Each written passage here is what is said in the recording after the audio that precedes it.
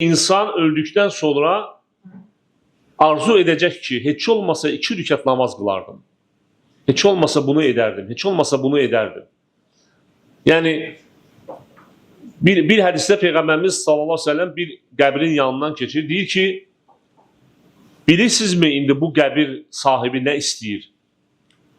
Sahabeler deyir ki, yox Allah, ey Allah'ın elçisi, deyir, sizin tez kıldığınız, yani əhəmiyyət vermədiyiniz, belə ən tez kıldığınız 2 rükət namazı kılmak istəyir. Yani ən tez 2 dəqiqəyə 2 rükət namaz kılmaq olar. Ona görə də bu günləri əməl günüdür. Yəni çalışmaq lazım əməlləri artıraq.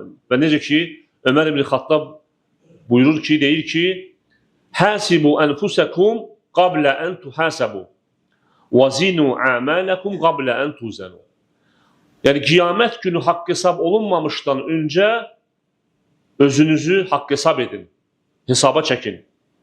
Və qiyamət günü əməlləriniz tərəzidə çəkilməmişdən öncə bugün siz neyin özünüz əməllərinizi çəkin, yəni baxın.